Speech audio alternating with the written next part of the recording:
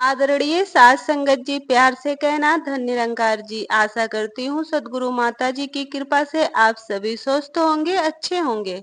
आज का शीर्षक है सत्संग।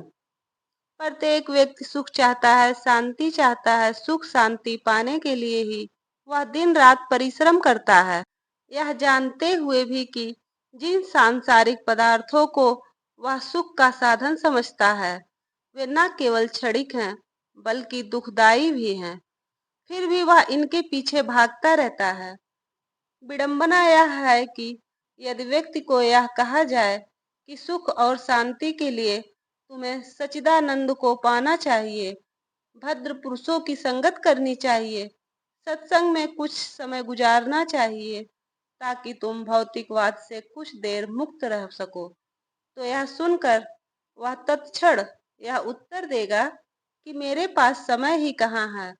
मैं तो अपनी गृहस्थी के बारे में भी समय नहीं निकाल पाता। कामकाज का इतना फैलाव है कि न दिन को चैन है न रात को। सोचने की बात यह है कि ऐसे व्यक्ति को सुख शांति कैसे मिलेगी।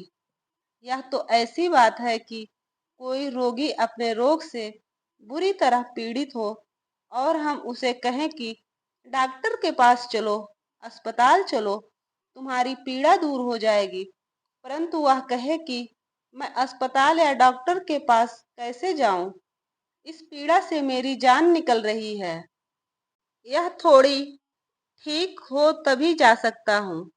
कितनी हैरानी की बात है कि वह व्यक्ति यही नहीं सोचता कि यदि पीड़ा अपने आप ही ठीक हो गई तो डॉक्टर के पास जाने की क्या जरूरत है। वहां तो रोग के निदान के लिए ही जाना है। ठीक इसी प्रकार भौतिकवादी व्यक्ति की परेशानियां सत्संग में जाकर ही तो दूर होंगी, जहां जाने के लिए उसके पास समय नहीं है। साथ संगत जी, मनुष्य समझ ही नहीं पाता भौतिक पदार्थ तो लालसाओं और इच्छाओं की एक न खत्म होने वाली कड़ी की तरह है, जिसमें मनुष्य बंधता चला जाता है। सुख शांति तो संतोष से मिलती है, जो कि सत्संग से प्राप्त होता है।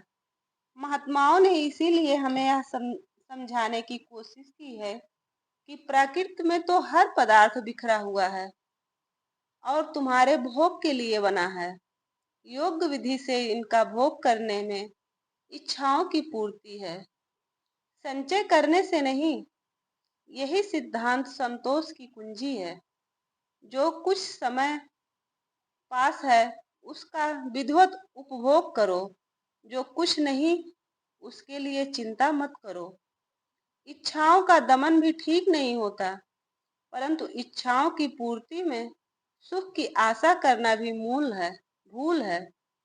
ये सभी रहस्य भद्र पुरुषों की संगत में खुलते हैं। सत्संग में ही हमें समझ आती है कि सृष्टि के बिखराव से हम बिखर सकते हैं, अस्थायित्व नहीं पा सकते। केवल एक रस सच्चिदानंद को पाकर ही आ सकता है। अतः आवश्यक यह है कि हम भद्र पुरुषों का संग करें, अपने क्षणिक जीवन में सुख और शांति प्राप्त करने के लिए सत्संग में जाया करें। साथ संगत जी, प्यार से कहना धन निरंकार जी।